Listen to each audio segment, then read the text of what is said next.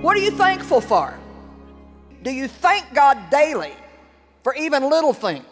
God is faithful. It's not just a song that we sing, great is thy faithfulness. He is faithful. At 83 years old, Joyce Meyer finally spoke about a painful chapter that had followed her for most of her life.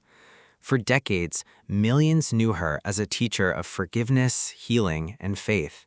But behind the books, the sermons, and the global ministry was a wound that never completely disappeared.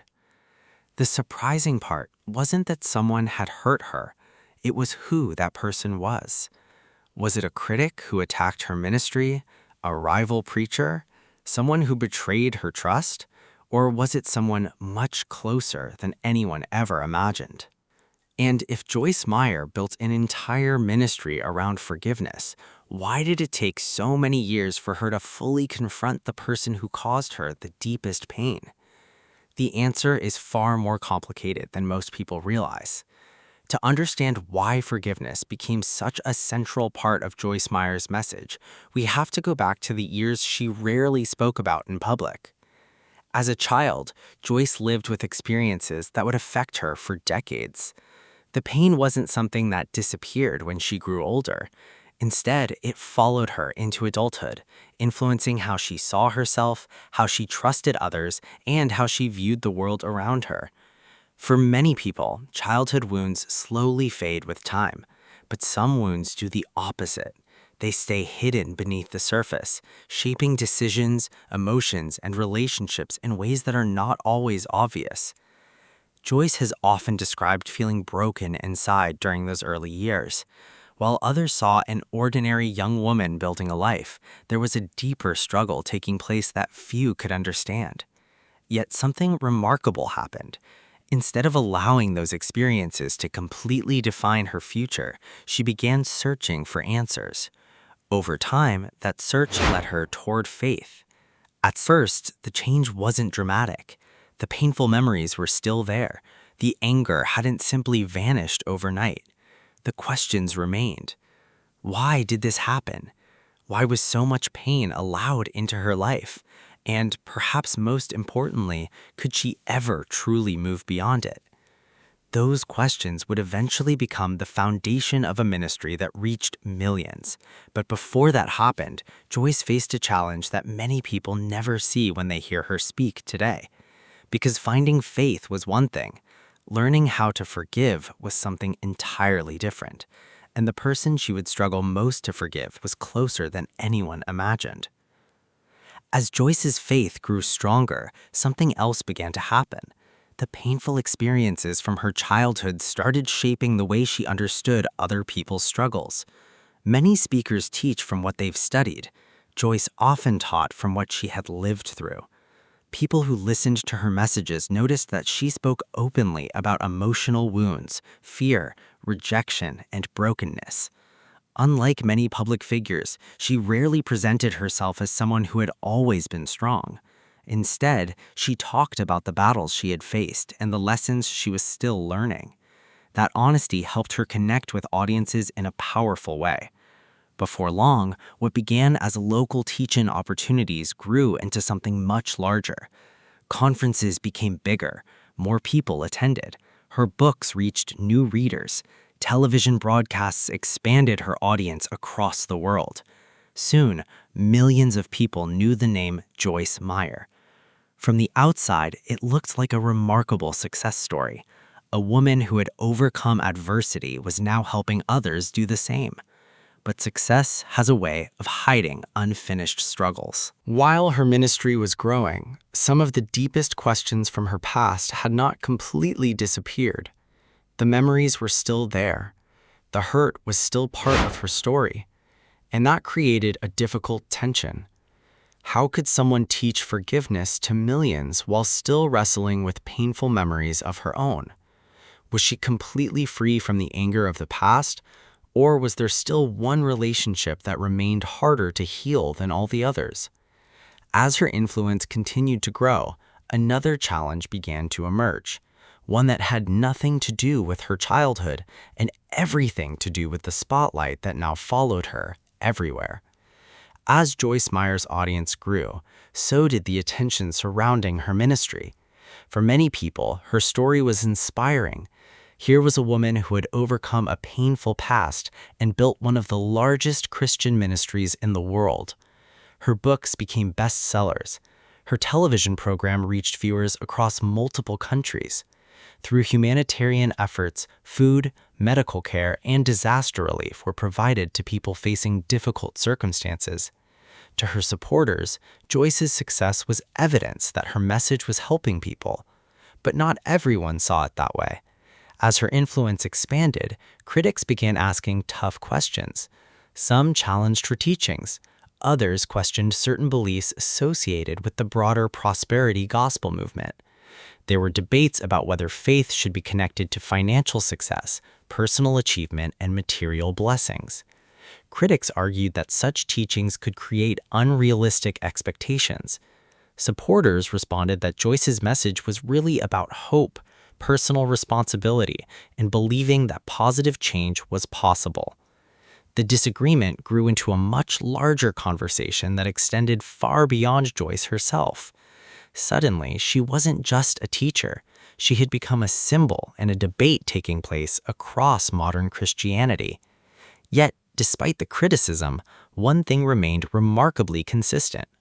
No matter what topic she discussed, faith, healing, relationships, or personal growth, she kept returning to the same theme: forgiveness. Again and again, she spoke about letting go of bitterness. But why? Why did this subject seem so important to her? Could it be because forgiveness isn't simply a lesson she taught? Could it be that it was the lesson she spent most of her life trying to live? And if that's true, then perhaps the real story wasn't happening on television screens at all. Perhaps it was unfolding in private, far from public view. By this point, Joyce Meyer had become one of the most recognizable Christian voices in the world. Millions listened to her messages. Thousands attended her conferences. Her books were being translated into multiple languages. From the outside, it seemed like she had conquered every obstacle that once stood in her way. But some battles are not visible. Some struggles continue long after success arrives. This is where Joyce's story becomes more complicated. Over the years, she repeatedly shared that forgiveness is not always a single moment.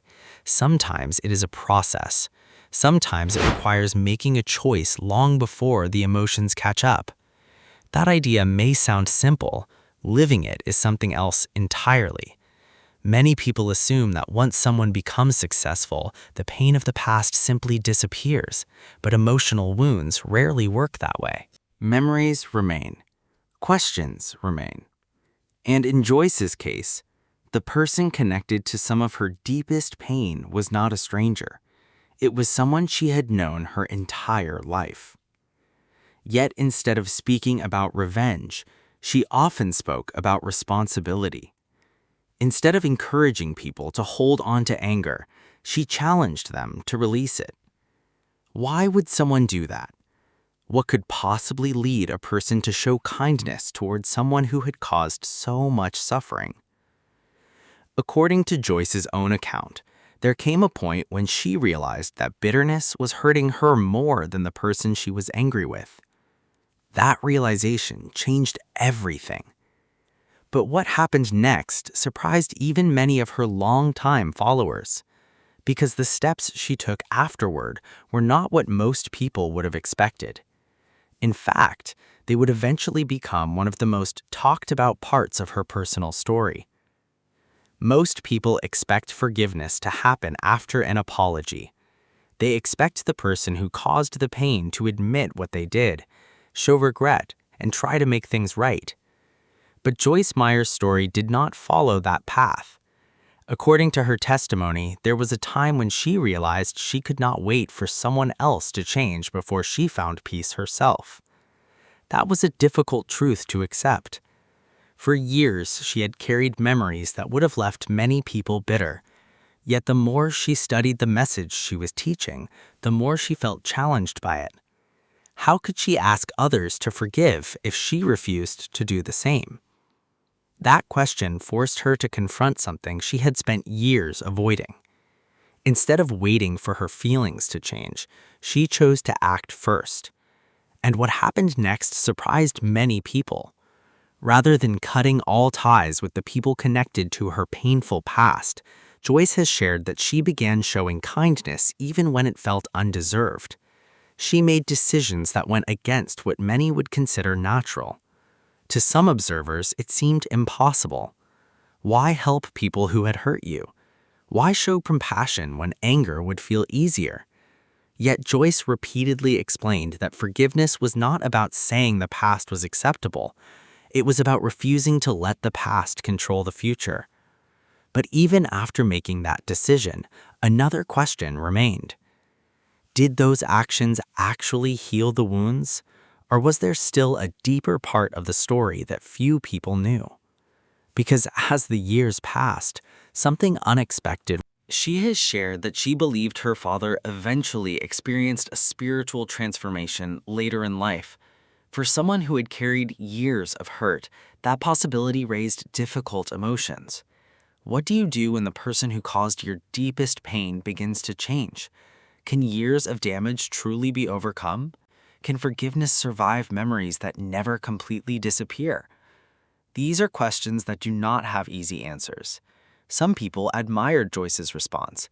They saw it as evidence that her teachings were genuine. Others remained skeptical, arguing that some wounds are too deep to fully heal. Either way, the story revealed something important. The lessons Joyce shared with millions were not abstract ideas. They came from personal experience. The woman who spent decades teaching forgiveness was not speaking from theory. She was speaking from a battle she had lived through herself. But even as that chapter began to close, another part of her story was quietly unfolding behind the scenes, and it involved the people who knew her best. While millions knew Joyce Meyer through television programs, books, and conferences, the people closest to her saw a different side of the story. Long before she became a household name, there was a marriage that had to survive challenges, disappointments, and the lingering effects of past pain. At the center of that story was her husband, Dave Meyer. For more than 50 decades, Dave stood beside Joyce as her ministry expanded across the world. While she became the public face of the organization, he often worked quietly behind the scenes. Together, they built not only a ministry, but also a family. They raised 4 children, faced difficult seasons, and learned lessons that could never be taught from a stage alone. According to Dave, one of the keys to their long marriage was learning that people are different. Instead of trying to change one another, they learned to work through disagreements with patience and forgiveness. There is that word again, forgiveness. It appears throughout Joyce's personal life, her family life, and nearly every major lesson she has shared publicly. Coincidence? Or the result of experiences that shaped her more deeply than most people realize? As the years passed, their family grew to include grandchildren and great-grandchildren. What began as a story marked by pain slowly became a story focused on legacy. Yet perhaps the most fascinating part is this. Despite all the success, the controversy, the criticism, and influence, people still return to the same question. Who was the person Joyce struggled most to forgive? And why has that part of her story continued to capture attention decades later? Because the answer reveals something far bigger than a single relationship.